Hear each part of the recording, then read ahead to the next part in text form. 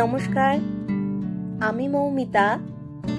আমার কবিতা পাঠ চ্যানেলে আমার সকল শ্রোতা বন্ধু এবং দর্শক বন্ধুকে আন্তরিক শুভকামনা জানিয়ে আজকের গল্প পাঠ শুরু করছি। আজ আমি আপনাদেরকে পাঠ করে শোনাবো আশাপূর্ণা দেবীর লেখা একখানি চমৎকার মন ভালো করা ছোট গল্প। গল্পের নাম উপসংহার। আমার অনুরোধ রইল গল্প পাঠ শোনার জন্য। রোজকারই মতো আমার পুরনো কথাগুলি একবার সংক্ষেপে বলে নিচ্ছি। যদি আমার গল্প পাঠ আপনাদের ভালো লাগে, অনুগ্রহ করে একখানি লাইক করবেন এবং গল্পটি আপনাদের প্রিয়জনের সাথে শেয়ার করবেন। আপনারা যারা এখনো আমার কবিতা পাঠ চ্যানেলটি সাবস্ক্রাইব করেননি, তাদের অনুরোধ সাবস্ক্রাইব করে সাথে থাকার। আর আপনারা আপনাদের মূল্যবান মতামত কমেন্ট বক্সে জানিয়ে আমাকে অনুপ্রাণিত এবং সমৃদ্ধ করবেন, এও আমার অনুরোধ। ধন্যবাদ। শুরু করছি আজকের গল্প উপসংহার।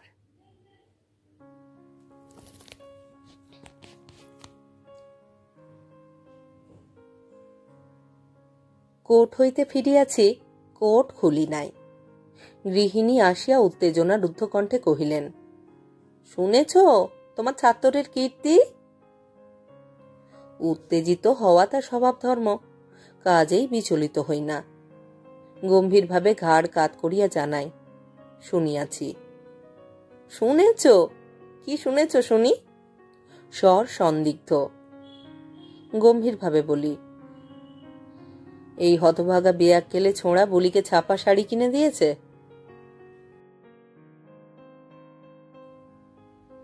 এইখানে একটু পূর্ব ইতিহাসের আভাস দিতে হয়।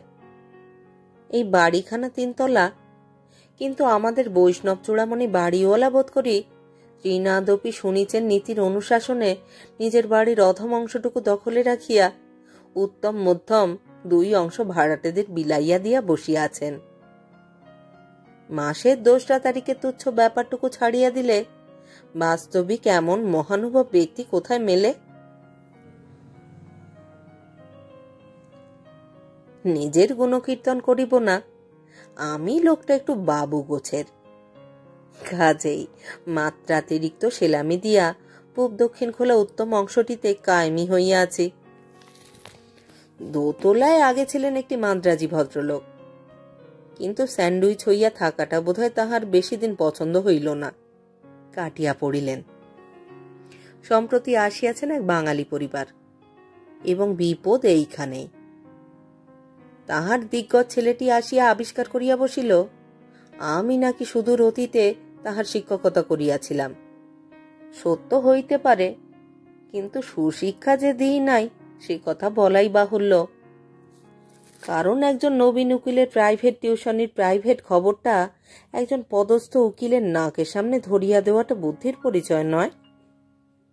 কিন্তু কি করিব, আমার একান্ত অনিচ্ছা সত্ত্বেও সে আমাকে মাস্টার মশাই বলিয়াই ডাকিতেছে, এবং পূর্ব সম্বন্ধের সূত্র ধরিয়া আমার ছেলে মেয়েদের টফি কিনিয়া দেওয়া হইতে শুরু করিয়া সিনেমা দেখাইয়া ছাড়িয়াছে। কাজেই ছাপা শাড়িটা আমার অনুমিত। বলা নিষ্প্রয়োজন, গৃহিণী এসব পছন্দ করেন না। শুধু ছেলেদের হইলে কথা ছিল না, কিন্তু 13-14 বছরের সমস্ত মেয়েকে পরের ছেলে আদর দেখাইতে আসিবে, এসব সাহেবিয়ানা তাহার অসহ্য। এই তো সেদিনও এমনি বাড়ির চৌকাঠে পা দিয়াছি, গৃহিণী আসিয়া কহিলেন, শুনেছ তোমার ছাত্রের আক্কেল? বুলিকে বায়োস্কোপ দেখাতে নিয়ে গেল। বুলিকে? শুধু একলা? না, একলা নয়, মন্ত্রী খোকার দেবুকেও নিয়ে গেছে সঙ্গে। তবে আসল উদ্দেশ্য বলি তো। বিরক্ত হইয়া বলিলাম, আসল উদ্দেশ্যটা বুঝলে কি করে শুনি? একা? বলিয়া একটু গুঁড়ো হাসি হাসিলেন। সর্বাঙ্গ জ্বলিয়া গেল। বলিলাম, তাই যদি বুঝলে তবে যেতে দিলে কেন? আরে একেবারে 4খানা টিকিট কিনে এনে হাজির, না বলি কি করে বলো? হ্যাঁ, তাই যদি বুঝতাম আমাকে শুধু যেতে বলছে।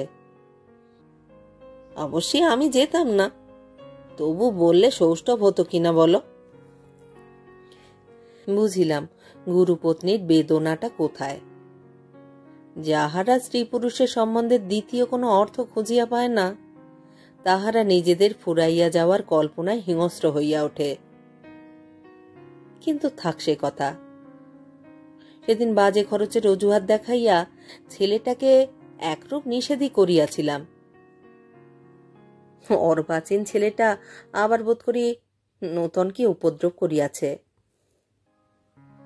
না, ব্যাপার তাই নয়। আমার পাকা ধানে মই পড়ে নাই। ছাপা শাড়ির উল্লেখে গৃহিণী নাসিকা তুলিয়া কহিলেন, যা হয় বললেই হলো না। ছাপা শাড়ি আবার কোথায় শুনলে? আর দিলেই কি আমি বুলিকে নিতে দিতাম কি না? প্রেজেন্ট করবার সুখ ঘুচিয়ে দিতাম না বাচার? আর তাও বলি, বুলি ছেলে মানুষ, না হয় দিলি এটা সেটা, কিন্তু ওকে দিতে গেলি কোন সাহসে? দস্যি বিধবা মেয়ে, রূপের দিকে চাইলে ভয় করে, তাকে তোর প্রেজেন্টও করবার দরকার কি? বুঝিলাম গোল বাঁধিয়াছে বাড়িওয়ালার বিধবা ভাই ঝিটিকে লইয়া। বেচারা বাড়িওয়ালা 22 বছরের ধাড়ি মেয়েকে অনেক কষ্টে একটি বিপদনিক ভদ্রলোকের স্কন্ধে চাপাইয়া স্বস্তির নিঃশ্বাস ফেলিয়াছিলেন।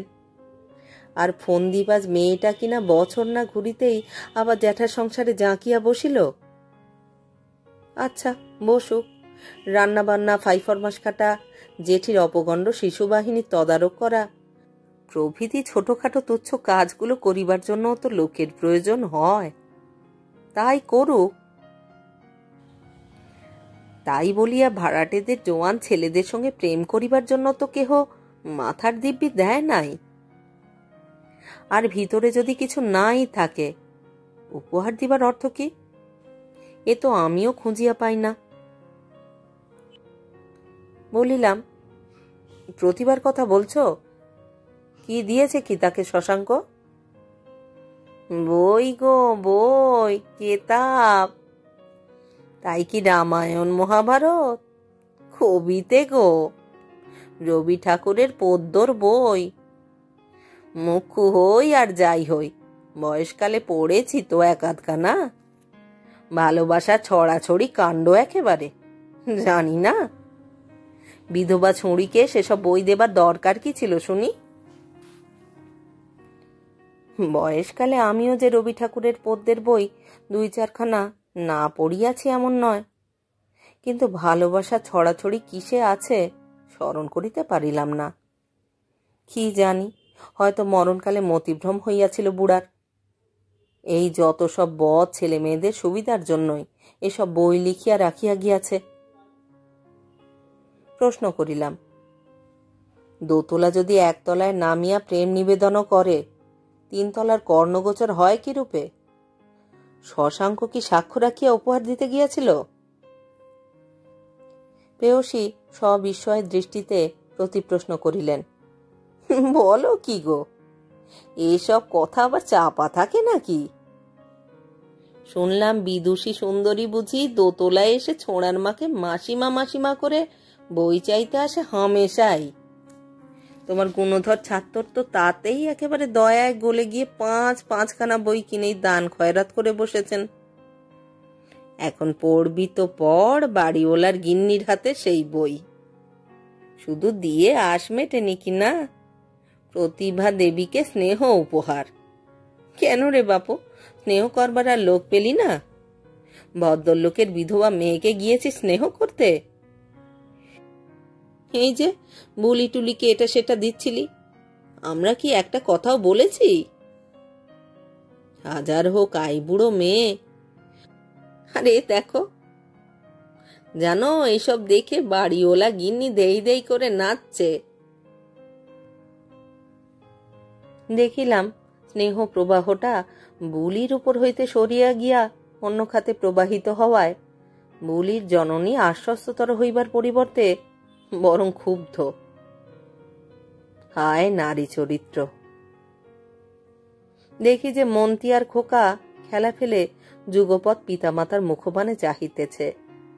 বোধ করি ভাবিতেছে ইহারা এইরূপ অর্থহীন কথা কহিয়া কি সুখ পায়। কিন্তু অর্থহীন ব্যাপারের অর্থ গ্রহণের চেষ্টা বয়স্কদের চাইতে শিশুদেরই প্রবল। তাই গৃহিণীর বাক্যস্রোত বন্ধ করিতে তাড়াতাড়ি কহিলাম, আচ্ছা বেশ, শশাঙ্কচরিত শেষ করে এইবার চায়ের ব্যবস্থা করো দেখিনি, ভয়ানক তেষ্টা পেয়েছে আমার। আহা, ব্যবস্থা হতে কি আর বাকি আছে, তা যেন তোমার বলার অপেক্ষায়। বলি, ও বলি, কুঁড়ের বাদশা মেয়ে, 2 পেয়ালা চা করতে যে বুড়ো হয়ে গেলি। এক হাতে মহিয়সী মাতৃদেবীর জন্য এনামেলের গ্লাসে করিয়া বিস্কুট, পাউরুটি প্রভৃতি অমেধ্য সংস্পর্শ বর্জিত পবিত্র চা, ও অন্য হাতে হতভাগা বাপের জন্য পেয়ালায় করিয়া অপবিত্র চা লইয়া বলি সাবধানে আসিয়া দাঁড়াইল। নিজেরটি তাড়াতাড়ি হস্তান্তর করিয়া বুলি জননী কহিলেন, ওর হাত এতে দিসনি তো? কন্যার পরিবর্তে আমি উত্তর দিই, পাগল হয়েছ? যাতে তাতে হাত দিলেই হলো? তোমার হাতে মানুষ হচ্ছে না?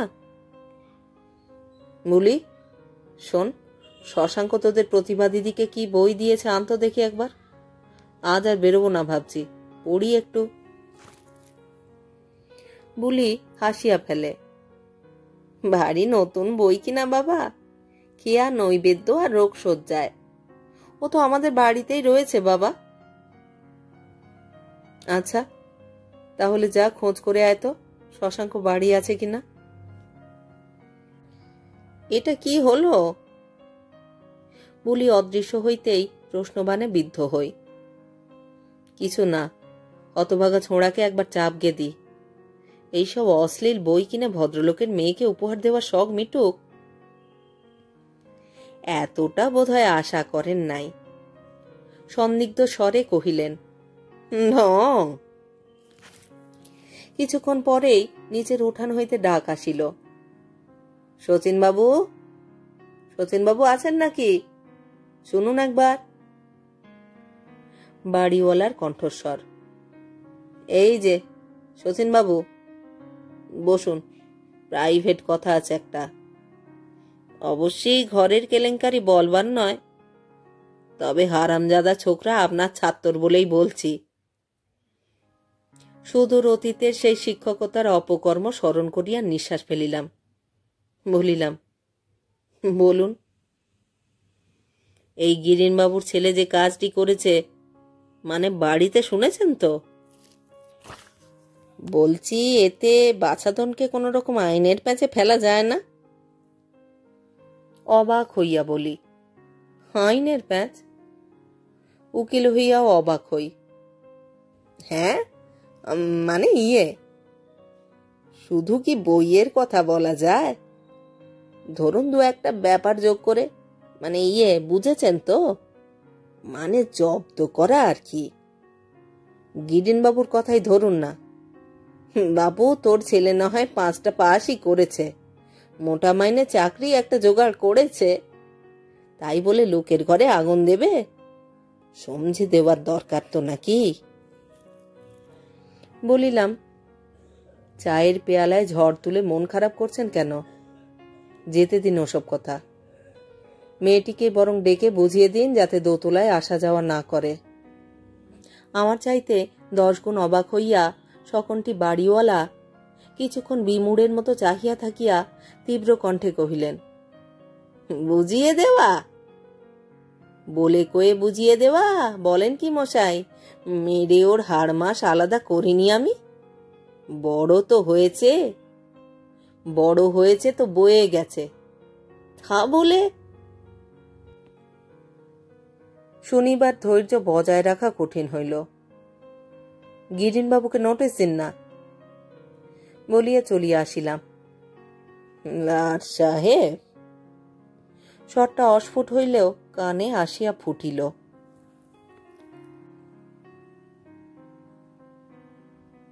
দিন 2 পরের কথা। ফিরিতে সন্ধ্যা হইয়া গিয়াছিল। বাড়ি ঢুকিতেই গৃহিণী বিলম্বের হেতু অনুসন্ধানরূপ মহৎ কার্যের পরিবর্তে উত্তেজনা রক্ত মুখে কহিলেন, শুনেছ কাণ্ড, শুনেছ? কহিলাম, কি? দিন দুপুরে মেয়ে চুরি? শুনেছ তাহলে? কোথায় শুনলে? শুনলাম আর কোথায়, দেখলাম যে। কোর্ট থেকে বেরিয়েছি, দেখি সামনেই শশাঙ্ক। কি ব্যাপার? বলে কিনা, মাস্টার মশাই, এই ভিড়ে হাওড়া স্টেশনের টিকিট কেনা তো মহা ঝঞ্ঝাট, প্রতিভা রয়েছে সঙ্গে, আপনি যদি একটু হেল্প করেন, তাই এসেছি। পাষাণ প্রতিভার মুখ দিয়া একটি মাত্র শব্দ বাহির হইল, বললে এই কথা? বললে তো। আর তুমি? আমি গেলাম ঘষ্টাতে ঘষ্টাতে, উপায় কি বলো? তা নইলে এত দেরি কেন? এই তো হাওড়া স্টেশন থেকেই আসছি।